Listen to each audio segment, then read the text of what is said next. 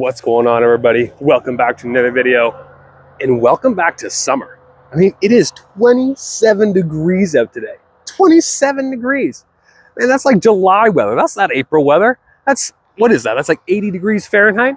Oh man, that's super gnarly, but I am digging it. We got the sun beating down. The snow is melting away.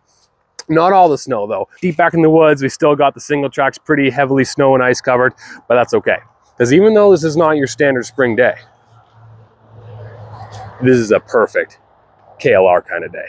Oh yeah, we got the great white buffalo back out with us. We're gonna go hit up some twin tracks, some logging roads, do some exploring, and we're also gonna be talking about what's coming down the line for this season, because don't worry, I know last time I put out a KLR video, I had lots of comments. Give us more 300, more 300. There's plenty of more 300 content to come. I got some cool new parts I'm going to be bolting on the 300 this year. Some cool new stuff to test out. But instead of standing here talking about it, let's hop on the bike, go for a ride. Let's go. All right, back out on the KLR. Man, I really like this bike. I'm super stoked I bought the KLR. It's so good for just like for what I'm going out doing today, you know, just going out cruising, exploring. It's so good for that. Like the couch of a seat. Do people swap out the seats on KLRs? I don't even know. Like, this is so soft and cushy. It's crazy. It's unbelievable how soft it is. It's like I mentioned this before. I think the 300L seat is like a dream seat, because compared to like motocross bikes, it is a luxurious saddle. But it's just something that surprised me every time I get on the KLR. It's just how unbelievably soft this seat is on this. I'm interested to find out what the audio is like inside this helmet, because this is a new helmet for me. This is a new adventure helmet. You know, it's got the dirt bike look with the shield. I got the Top Gun sunglasses. I don't know if you can hear them. They flip down. They're pretty cool. Feel like Maverick whenever I use them. Anyways, yeah, got the new adventure helmet on, so I'm hoping that's going to be able to, when I'm on the KLR, I'm hoping it's going to keep the wind noise down for you guys. The wind noise is definitely a whole lot. Was he actually expecting me to pick him up? Like, once you saw it was a motorcycle, was it worth keeping the thumb out? Oh, come on, I'll hop on the back, no helmet. What was I talking about before that? Hitchhiker would confuse the hell out of me. Oh yeah, my helmet, my new adventure helmet. Yeah, I got my new adventure helmet on. It's mint. It's quiet on the inside. It's quiet as I expected it to be. And I don't know what I was expecting. Like, it's not going to be like an Arai quiet, because it's not an Arai. I don't know what it is. I think it's an LS2 helmet. I didn't go for the MIPS version. I just got like the standard one. I'm not too concerned. You know, it's definitely my secondary helmet. It's not my primary helmet. I prefer my moto helmet when I'm on my 300, and that being my primary bike, my moto helmet is my primary helmet, and that one is MIPS. But this is great. I do like it. It's got lots of ventilation above through the peak, so that the wind doesn't grab your head, you know, and like pull you sideways and that kind of stuff. It does happen to a certain degree, but it's a whole lot better. I'm very happy with it. And only like, it was like 170 bucks or something. It was super slick. It's so good to be back on the bike, man. Like, springtime there's something special about it, you know. It's your getting the wheels back in the dirt for the first time after, you know, 6 months of being off the bike.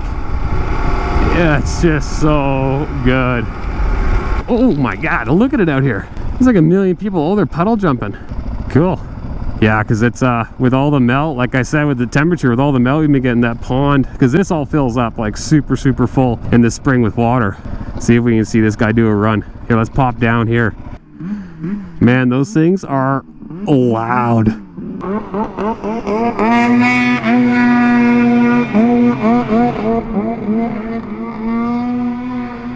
There he goes around the corner. Yeah, oh no. Cool. Here, we're gonna need a run at this sandy hill with a KLR.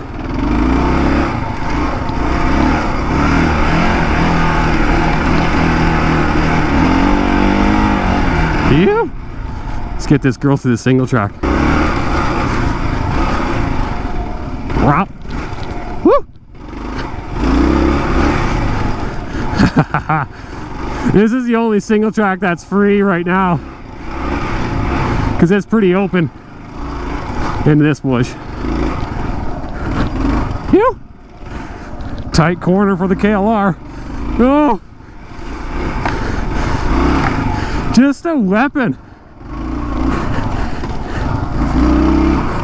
Let's get it out of this berm. Yeah! Oh my God. She's such an animal. It's so big. It does feel like a bit like riding a big buffalo. Oh, everybody's up here. Oh. Sorry? What are the odds you have a strap on you? I don't have a strap. Okay. No, sorry, dude. Oh, good, man. We're pulling a sunken water crosser up. Oh. Do you guys need a hand pulling it or something? Back up a little bit. All right. All right. Gotta watch her on these rocks, this thing, eh? She gets a little bouncy, this suspension.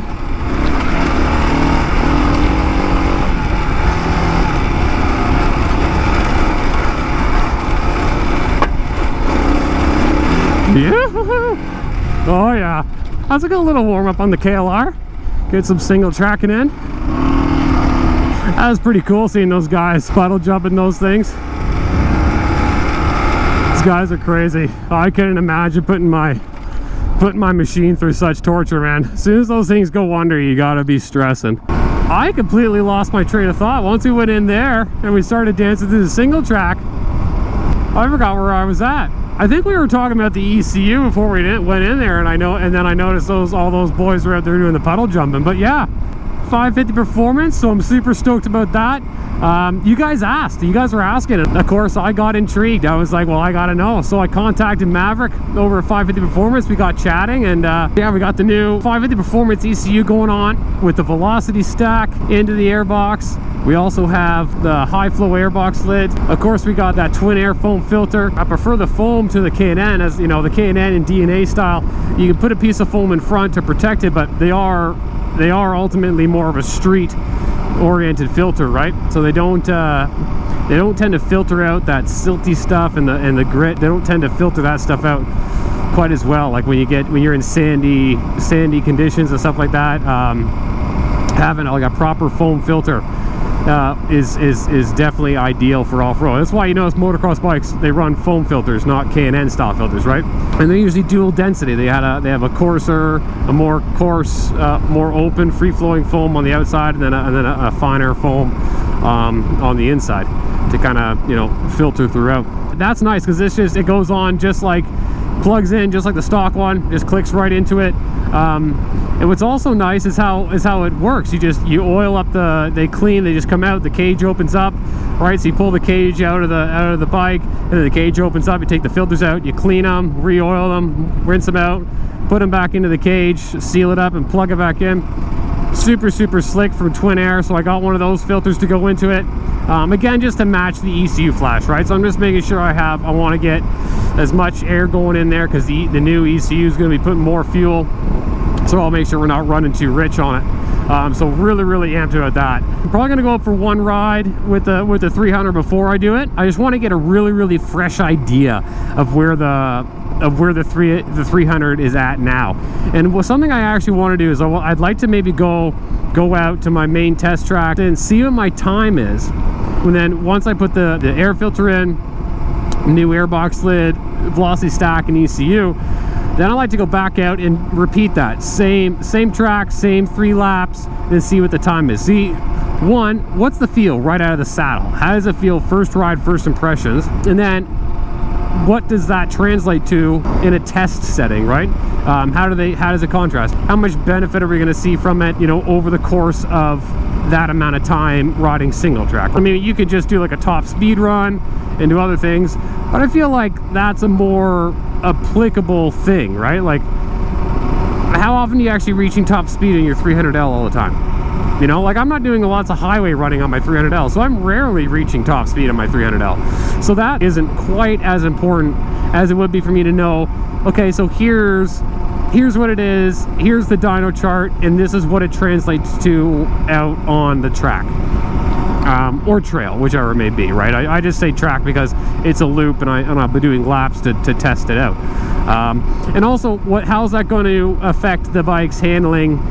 Because when you put more power into a bike, you're putting more stress on the chassis, right? So it is going to change the handling characteristics of the bike to a certain degree. You know what I mean? Like 450s feel more rigid than 250s, right? Because there's more horsepower going through the chassis, right? So they tend to feel more rigid and a little bit more stressed than a 250 because they are more stressed, right? They're getting, you know, 60 horsepower put through the chassis rather than 42, right? So that's something else that I want to see. But I'm extra excited for that. So you guys are 300L viewers, and here, sorry, I just pulled my buff down. I don't know if my buff muffles my voice at all. It's right by the microphone, but I want to make sure you guys are getting the best possible audio.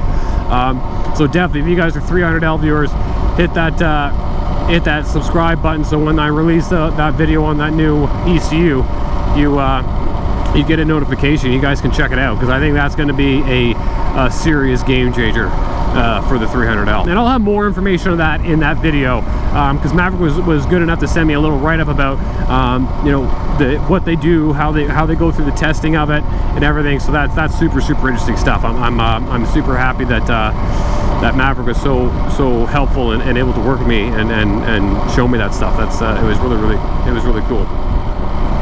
I think I'm gonna go down this way. I think I'm gonna swing into Sawdust and grab a beer.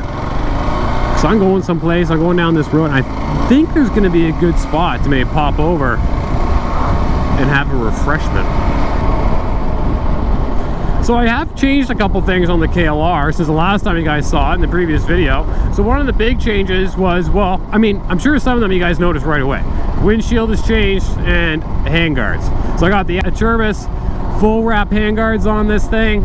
Something I wanted to do, again, just for those levers. You know, this is a big bike, and I do like, well, you just saw it, I took it into single track. I like doing silly things on the KLR every now and again, so it's nice to know I have some good handguards on there to protect my controls, because this is the kind of bike where you may have rode for 4 hours down the road before you got to where you decide to go exploring. So it'd be nice to be able to make the 4-hour trip back. So full wraps went on this. I put some new bars on it too, because the old bars I thought were bent, so I put stock ones back on. I did try and order some Renthal bars for it, but you do notice, like, look at the immense amount of rise that these things have. Like they rise like 3 inches, and then they're, I don't know what they are, like 900 mil wide. But these are obscenely wide bars. I think it's what makes it feel so light to turn with, because it's so heavy. I like the wide bars. They are obscenely wide. Like when you first sit on it, you're like, these bars seem wide. And it's because they are, but they suit it. They suit the bike. I like the stock bars. I put this new windshield on, so again, I if you guys remember, it was like, it wasn't really, but it felt like the first 20 minutes of my last KLR video I just spent talking about my windshield. So yeah, I got the new windshield on it. That's way shorter, but still quite a bit taller than the stock one, so it keeps enough of the wind off me while I'm riding, but when I go off-roading and I get my head over top of it, it's not so high that it can hit my helmet, which is really slick. And then I also changed out the Oxford heated grips for these. I think they're called, oh shoot, I can't remember the name of them now. I think they're called Como, I believe it is. But anyway, they're full diamond. They're like motocross style, and they're lock on. It's no glue, just thread it. And then this one comes with different cams for here, but they're nice full diamond moto style grips, so much narrower. They feel just like dirt bike grips on it, which I would like. They're more like what I like, and then has a nice clean little, you know, low up to high and off. I ran them the other day when it was like 5 degrees out, the first day I put them on. I just went down the road real quick, and 5 degrees Celsius that is, and I had to turn it down to 2. So I don't think I'll ever use these above 3, because I am most certainly not going to be riding when it's below 5 degrees. That's 100% sure. But I definitely like them. I'll recommend these any day of the week. They are super, I like them. They're thin, they're narrow. If you prefer motor style grips and you're looking for a nice heated set, these are super trick, really nice and easy, like just plug and play. Like they're so simple to put on. Anyways, let's go grab a beer.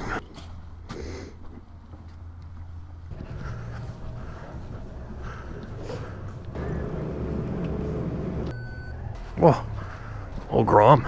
Man, I like those Groms. Those things are super cool. I just like motorcycles, you know? How can you not like motorcycles? Here we go. Top Guns down.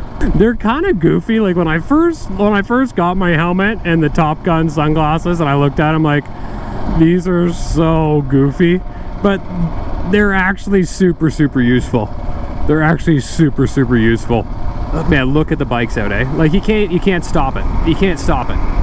Good weather, and they all come out of the woodwork, man. It's awesome. All right, let's put this adventure helmet to the real buffeting test. I know down here it's probably great, but it's up here that I want to know. What does this sound like? I'm gonna have to compare it to my other video. That's the only way I'll know, is to compare it to my other KLR video, because that I just had my moto helmet on, and that definitely had some wind noise, but I also had the stock windshield on it, right?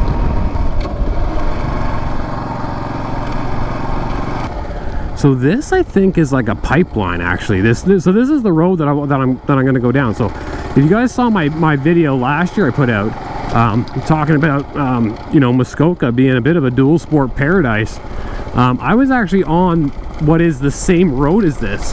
I suspect this gets to that same point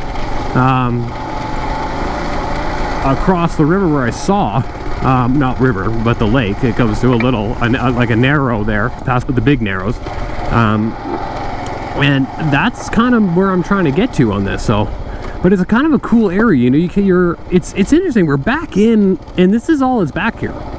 It's just like this road down this pipeline, but it takes you into like some cool little back areas in Muskoka. So I'm just trundling down it, you know, and hopefully we find a nice spot to crack open that beverage, enjoy our Narnia on this beautiful April afternoon. Oh, look at that. That's awesome. That is awesome.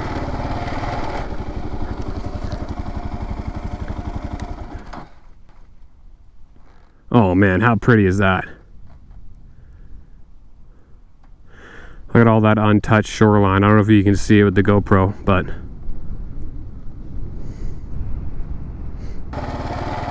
so cool. So cool.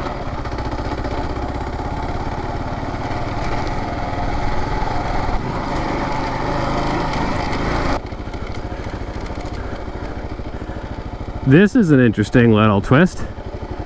But what's good about it is that there's this limestone road. I'm gonna lift up my my vent here. Oh, that's nice, getting some fresh air in. I think this would be just fine because it's got all this limestone, so it's not like it's gonna get. Whew. Oh, you definitely don't want to go off the sides, but it looks deep here, doesn't it? Oh, look how deep it gets. I think we can manage it though. Just throw the feet up.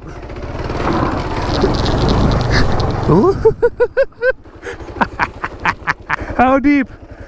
Oh, it definitely got to there. It's clean. Awesome. Oh. I can't believe how well it crossed that. Like nothing. There it is. Oh, I thought it was going to be way further than that. But you can get almost right down to the water from here. And it's got a perfect little spot to park here.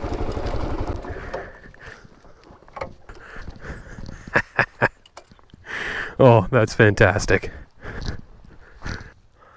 Oh, that's mint. Perfect cottage over there, eh? This is where I need some adventure boots. Well, there is an ATV trail up there. I'm not quite yet ready for my refreshment. Let's go check that out, see where that goes.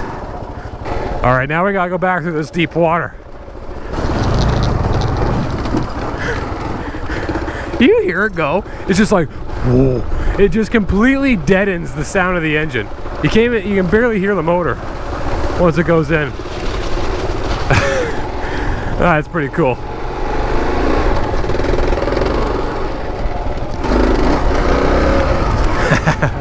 Got a good little wheelie out over there. Not a great one, like not great form, that's for sure. Just full power wheelie.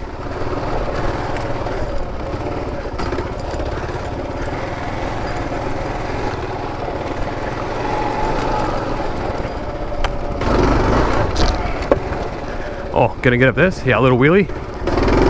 Oh, no problem. No problem. I don't know if it was really a wheelie or we just lightened up the front end enough to help it crawl over. You know, we can do a little drop off this. Ooh, watch your head on the branch there.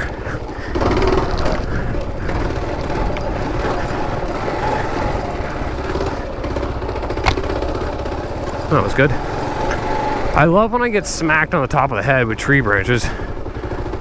Oh, somebody's been down here on a bike. This is a really interesting trail. It's like riding down in Moab, you know? It's like riding slick rock. Except for there's moss and trees around. It's not just slick rock and nothing else.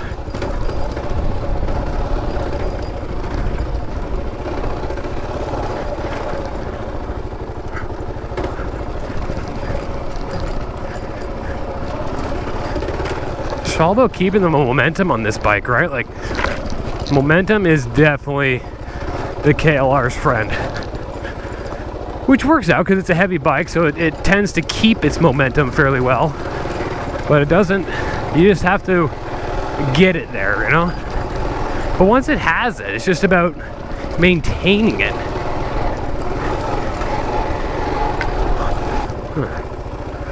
It's always the dry way, which is good. Always seems to be a dry way so far. Anyways, oh yeah, here we go. This may not have a dry way around it. Well, maybe we could just ride through there, I suppose. Tractor over this.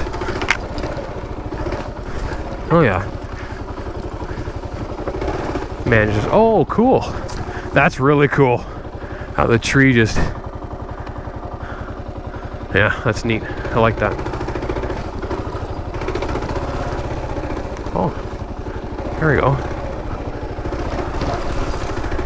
Not that I think too much on this trail would end up with a really soggy base, because it's you know, it's very rocky here. So I imagine most of it just has, like, where does this go? Like, good thing I got a full tank of fuel, because this could just go for miles. Yeah, I think I'll go this way.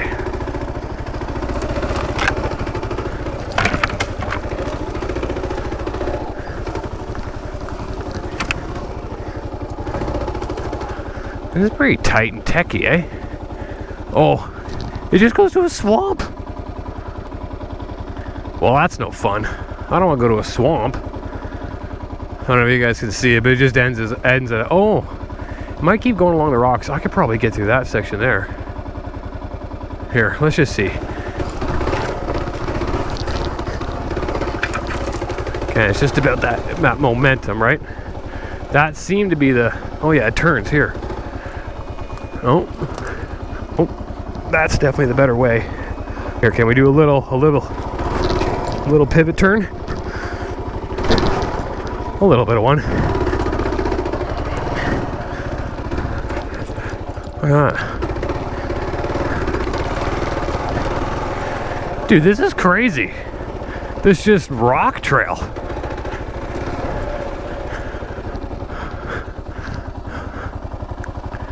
Oh. Let's take a quick hot second here. Let's just take a hot second. Am I still recording? Oh yeah, still recording. I'm just nervous I'm gonna run out of my memory card. That's off. I got a stick. Oh, it's gooey. Oh yeah, you just keep sticking it in. Muddy. Nah. Maybe later in the season though. This may dry out enough that I might be able to get in there with the 300. Like the 300, I could have just wheelied over that tree. Yeah, it's too gooey for me. I think I'm going to make use of this turnaround, and then I think it's beverage time. A little off-camera rock turnaround, pretty cool.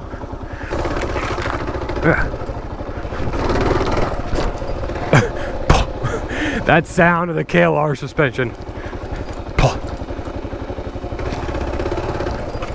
When it's dry, like if it's dry, the KLR honestly doesn't struggle that much. It's when it's like super wet.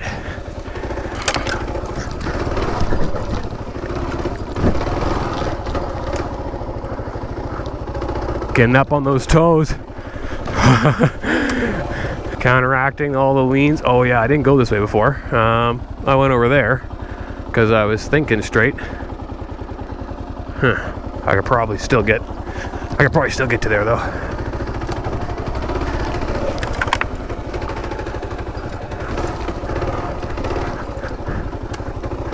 Oh yeah, go up the Rudy one. Yeah, I love it. Man, I love my KLR. This thing's such an awesome bike.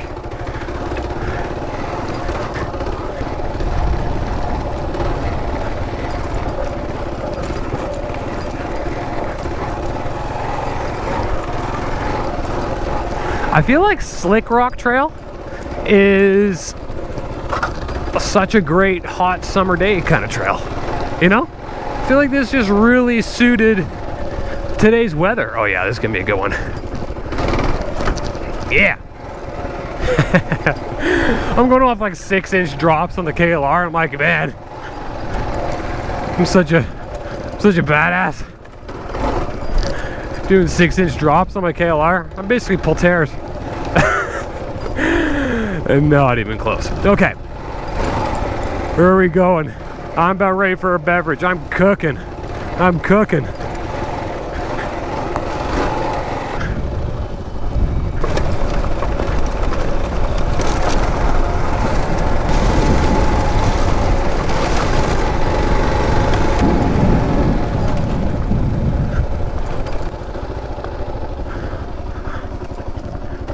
I don't know about you guys, but I think this is the spot.